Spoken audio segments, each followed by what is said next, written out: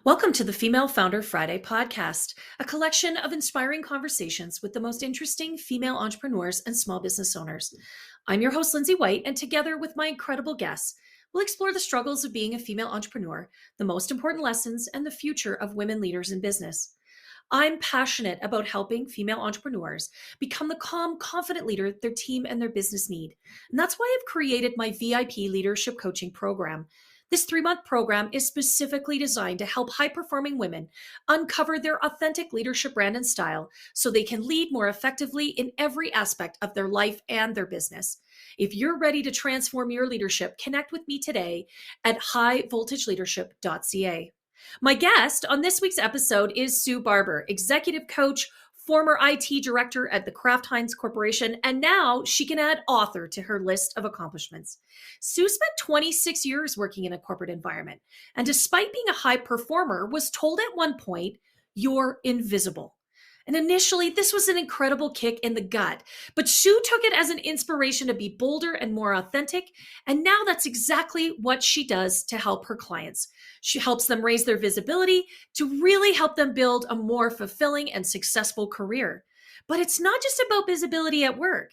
Sue's belief that we need to increase our visibility applies to us as we lead in our business, in our community, and of course, in our own family. I know everyone listening today will find great value in our conversation. Welcome, Sue Barber, to the Female Founder Friday podcast.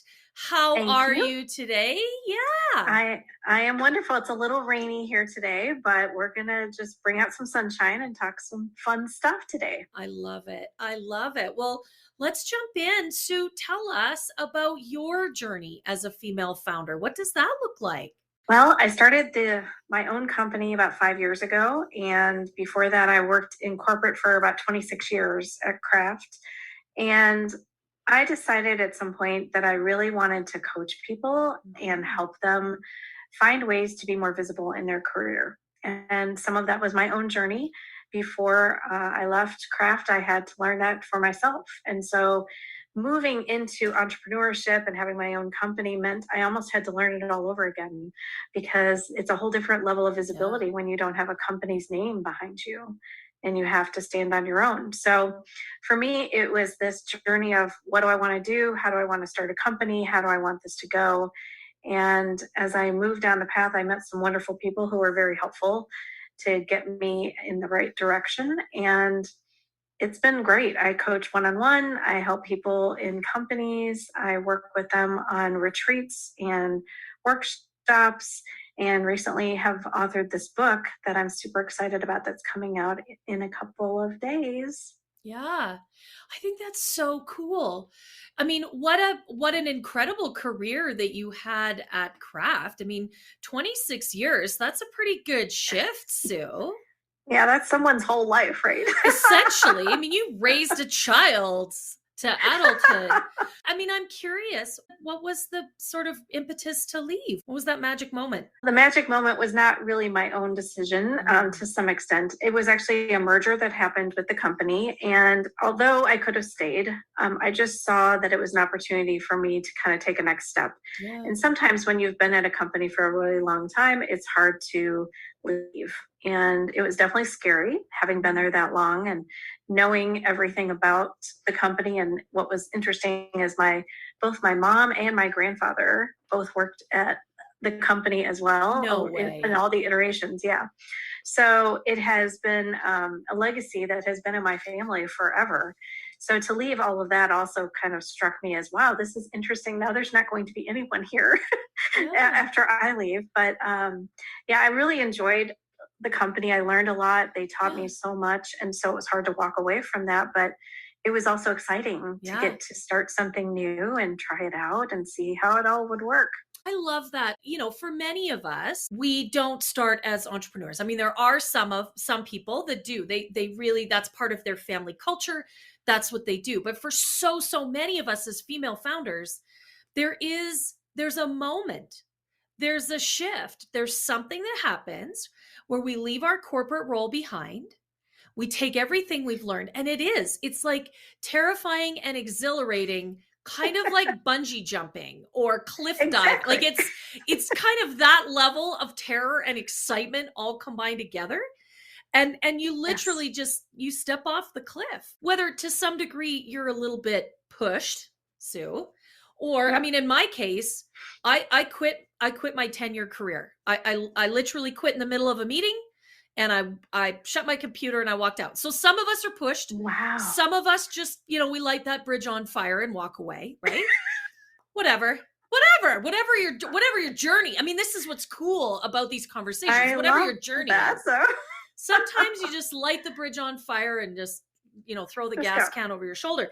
Yeah. Anyways, that's a story for a different podcast. But I think there's always something really cool, really magical in that moment where you're like, you know what, actually I want to do something that's really cool and really creative and really an expression of myself and everything I've learned, all my harder knowledge. So I love that. That's It brilliant. was exciting and scary, but I wouldn't trade it for the world. I mean, just the things No. that I have learned about myself, the things that I've learned that I didn't know I could do and have made really big strides in building this business over the last 5 years. It was just so almost fun to be an observer of what I've been able to do and how I've been able to grow it, and the conversations I get to have with people and the things that they're doing in their careers that I get to be just a small part of when I'm coaching them is just, a complete honor. And I love every day that I get to get out of bed and just, get to talk about leadership stuff, which is, I'm a little bit of a leadership junkie and I just love it. And I get to talk about it every day with people and help them grow and develop. Beautiful. You're speaking to my heart, Sue. So I want Awesome. to ask you, you've had this beautiful journey, but inevitably stuff goes sideways. Where have you kind of made mistakes along the way? Where have you screwed it up, Sue? And what would you maybe do differently? Well, yeah, if I could go back in time, I kind of followed the playbook of you're starting a business. These are the things you're supposed to do when you start a business, right? Get your business cards, create a name for your company, create a website, because if you don't have all that, no one's going to believe you're really a business that's credible to work with. Yeah. So I spent a lot of time doing that. And what that really was me hiding a little bit, being scared to get out there in the world and try this. So I did spend some time doing that. And as a former IT person, the other thing that I did was I tried to grab all of these different software packages and make them all talk to each other. And there's no way that that works really well. I'll just tell you all that now. So I would say simple is better wherever possible. And so at some point I realized I'm spending a lot of money on these tools and they're not all working the way that I want them to. And so I just went back to more of a simple version of life and just stopped trying to make it all work, because that was just me also, trying to make something happen that just wasn't going to work and it wasn't worth my time. And I could be spending my time working and talking to clients, right? So that was my big aha moment, I think. What a wonderful lesson. Thank you for offering that. It's vulnerable to step up and say, I was busy with all the things. With women, I don't know if you found this, but with a lot of women, it's the learning. Oh, I just got to take one more course. I got to have one more certification. That's the same stuff. Yes. All of that, and underneath all of that is I'm not ready. I'm not enough. It all comes back to, self-doubt, that inner critic voice that tells us we're not enough, that rotten beggar. Yes. But I love that you're sharing that, because I think that's something we don't talk about nearly enough. All the tools, all the fancy softwares, all the CRM systems, all the courses and certificates and free workshops, you can take all of that stuff. That's really not about you and your business, is it? Right. Yeah. And the other piece that I don't think I realized probably until the last, year or two, was I saw myself, and this is going to be pretty vulnerable, but I hope it helps some people think about it for themselves too. I saw myself as a leadership coach or an executive coach with a business instead of seeing myself as a CEO of a business. And so there was a big paradigm shift that I had to make over the last 2 years, that really helped me start to see things differently, and that I get to make a lot of choices. And they're my choices to make. Nobody else is going to make them for me. And if I don't do something to be bigger and bolder and more visible in the world, then no one's going to know me. No one's going to know what I can offer them and how I can help them.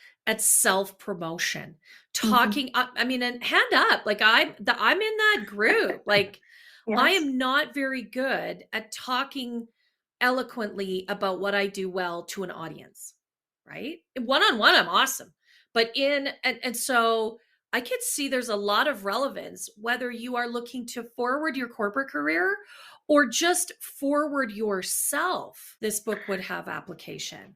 For sure. Yeah. And because, I've had both feet in both worlds, right? There's a lot of Yeah. things that I do talk about from a corporate standpoint, but I also talk about from more of an entrepreneurial view of the world and things that I did to help Yeah. me get more visibility as an entrepreneur. But the end of the book is actually kind of some stories about my family and how I didn't realize that I was not being visible in my personal life, in my own, for Oh. myself. And so I share some of the stories of how that moment happened for me, because I thought I was now doing it professionally, didn't have a clue that I wasn't doing it personally. And what a shift that has made for me personally to just change how I show up.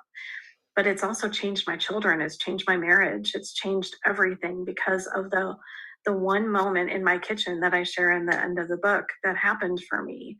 And I'm really grateful that that happened as well, because although it was challenging that moment, it also just made such a shift for me that I couldn't have foreseen was going to come, but ultimately made such difference for me in my life. Wow. Wow, I love that. I love that this has just relevance in so many facets, and just really enabling us to step up and just be who we are. Full stop. I love that. It's what we need to do. More of us just need to be ourselves and stop trying to be, I don't know, social media is, Oh, ultimately not the best at helping us with this. But if you can just stop looking at or assuming that everybody on social media has it together, because they don't, understand that they're just putting out their best self on social media, and they yeah, all have problems. We all have yeah, our own challenges, and we're all just doing the best we can. If we can just move past that, trust ourselves, and just know that we have the right answers inside of us and do what we want, what brings us joy, what makes us happy, it's such a different way to live than trying to always, keep up with the Joneses, so to speak. yeah. And you're right. I mean, and there's been lots of talk of that in the last little while. You know how Instagram influences particularly young women, but older ones too. Hmm. Right? We think that those pictures are something to aspire to, when in all reality they are literally the click of a camera. They're a couple seconds of a video. They are a moment in time, and we have no context by which to measure that. So what do? We automatically measure that against our own context, in Yeah. which we feel fundamentally flawed and not good enough, because that's what the voice in our head tells us, right? Right. It is really hard, Sue, not to get caught up in that. Like I even catch Hmm. myself every once in a while and I'm like, wait a minute, wait a minute, wait a minute. This is not my reality, nor is it really anyone's, to be frank. Right. Exactly. And I said this just on the weekend. There was somebody posted something, and my response was, the old adage that if it looks too good to be true, it probably is. That hasn't shifted. In fact, it's just gotten more and more true. But I love that you talk about, being authentically who you're meant to be, and really just bringing that to that, because I think that's really important. Yes. Yeah. Well, and I try to share it, especially, I have two college age girls. Well, one graduated already, but I have two girls who are in their 20s, and I have a son, who's a teenager. And I want them to know that they don't have to try to be all this other stuff, right? They can just Yeah. be who they are. And it's going to take them some time to get there, but they have come a long way in realizing that, seeing what I've been through, seeing what, I'm doing with clients, they can see what's possible now. Yeah. And so I really want, especially teenagers and college kids, to realize that they can just be who they are. And it's so much easier. It's so much easier in your life, to not have to step into that peer pressure all day long. It's No. just a lot of weight on your shoulders. No, no, it is that. I think that that's exactly it. It is okay to be uniquely who you are. And the sooner you figure out exactly who that is and start being confident and having pride in that, the better off you'll be in the long run. Right. Correct. Yeah. I have a son, my youngest son, who is, we've always said, even since he was very small, he, kind of tap dances to his own drummer. He's never fit in. He just doesn't. And that's hard, right? When you're in your teens or 20s, but Yes. realistically, I've said to him over and over again, it's just not who you're meant to be, babe. So you better embrace who you are. I think as female founders, we need to do that too. Embrace who Right. you are. And help others do the same, right? Yeah. Yeah, I love that. Okay, so if there was sort of something from the book that you would want, I mean, that, the audience here is female entrepreneurs and small business owners.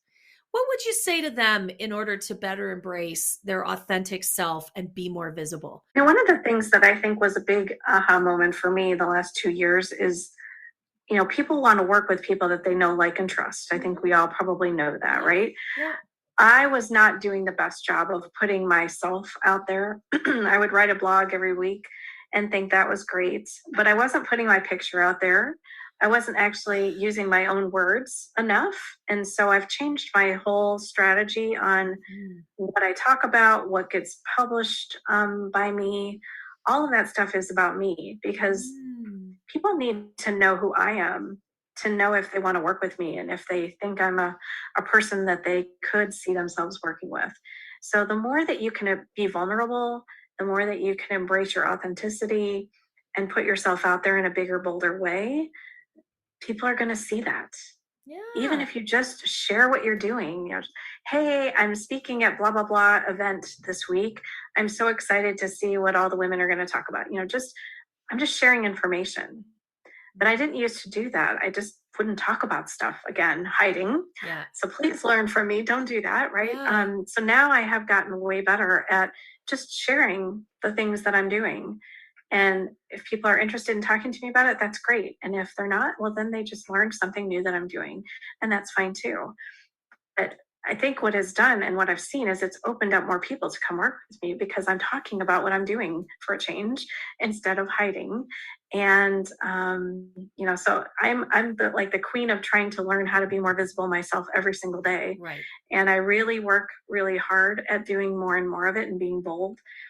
But it doesn't come naturally to me. Yeah. So if I'm anything, I hopefully can be a little bit of a role model that it's not super easy to do every day, but you just have to keep doing it. Yeah, I love that. Just keep doing it. I am an extrovert. I am high voltage. That's the name of the bit. High voltage leadership. That's where it comes from.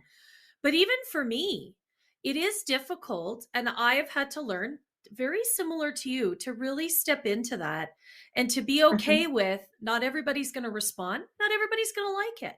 And you know what? Again, it's okay. It's okay. Right. So I love that. I really love that. Stop hiding. Step into it. Own your awesomeness, as they say. Right. I Love love it. that. Yeah. Own your awesomeness. Okay. So, Sue, one of the last questions that I ask on the podcast this season is, what does leadership mean to you? Because that's a really important part of being a female founder, a CEO of your own business. What do you think about that? I think my definition of leadership has changed over time. When you're just coming up in the world, you don't really know and you kind of follow along with what everybody else thinks. But I think over time, what I've realized, it's all about influence. Because even in a corporate world, you're influencing others to help you align and move things forward, to get things done, to get people motivated, to really help your team develop. There's so many ways that you use influence in the corporate world. But I think it also holds true in entrepreneur world, right? I'm trying to influence different people that I want to talk about my book and would they like to have me come speak, and helping people who I am coaching, right? I'm asking them questions and I'm sharing observations with their permission so that they can see themselves in a different way. So I think there's many ways that we're influencing, even in your personal life. I think you're influencing all the time. You just may not realize it or call it that. But I think we do it all the time. And so for me, it's just trying to step into that and be more bold, as I mentioned earlier, being more brave, and realizing that we all have a lot to offer. And if we're not trying to talk about it and step into that person, then no one will ever know. Yeah, it's true. What I'm hearing in all of that is that we all have the ability to influence, the ability to lead. which I think is so true, right? And leadership isn't just being out front, leading the event. Like, it's not just about being present at the front. Leading comes in a variety of aspects, but really, Sue, what I heard you say is you got to lead from within to start with. Yeah. Being bold and stepping into that. I think that's beautiful. At least that's how I'm trying to be every day. And That. even when I'm coaching people, what's interesting to me is, even at a C-suite level, if they say something in the room, they'll sway the entire group, right? Because that person's made a decision or said something.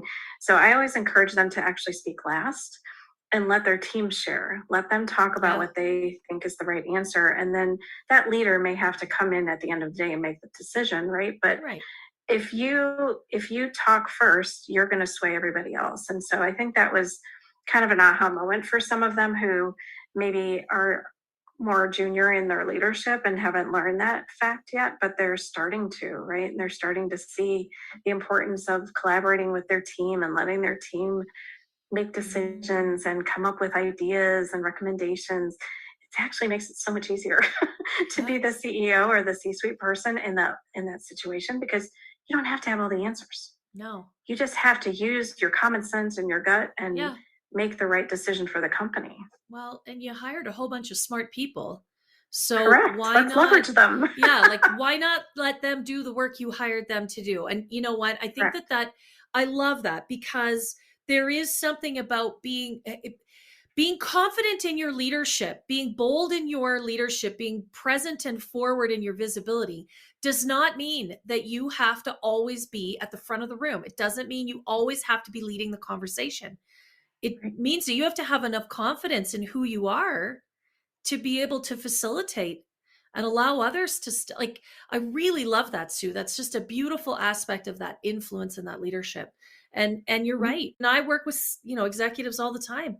Actually, the best ones are the ones that let everybody else do it and just remove the roadblocks along the way. So beautifully said. Sue, tell us, where are we going to be able to find this book? Well, right now, all the ebook and paperback are out on all online locations, Amazon, Barnes & Noble, anything and everywhere you can find it. I just finished recording the audiobook this past week. Wonderful. So I think that was going to be probably like December timeframe by the time editing and all of that's done, but you'll be able to find that as well. Okay. So, Amazon, we got that here in Canada too. Our Barnes & Noble's called Chapters. So we'll make sure that Sue's book, The Visibility Factor, that we have all the links for Canada and the US, so that everybody can find it. And it goes live here for sale on November 2nd. There's some pre-sales if you're hearing this before the 2nd of November, but it's live to purchase on November the 2nd. And if visibility is something that you struggle with, this is going to be a great read for you, I think. Yes, it's definitely helped me and all my clients and my team before that. So if it's something you're struggling with and you want to raise your visibility, this is the blueprint. This is the path you can follow, and it's a guide and I like to think of myself as the virtual coach inside to help you with that and be supportive and share stories that you might be able to leverage and see yourself in. Beautiful. Well, Sue, thank you so much for spending some time with us today. What a wonderful conversation. I think you just brought up some really amazing points. Awesome. Well, thank you. To everyone tuning in today, thank you so much for listening to the Female Founder Friday podcast. I love Sue's message that we need to step in and own our own awesomeness. Like I said in the podcast, I'm going to have t-shirts made because that's something we all need to do and be reminded of every single day. You can find more about Sue on her website, suebarber.com, and you can download a copy of her book on Amazon or wherever else you like to buy books. And of course, you can always connect with me on Instagram at High Volt Leadership. The Female Founder Friday podcast has a goal to impact 1,000 listeners, and it would mean the world to me if you left this episode a 5-star review and shared it with all your friends. Let's engage 1,000 female entrepreneurs and amplify this important message. Thanks so much again for being a part of the show today, and you can connect with me at any time at highvoltageleadership.ca.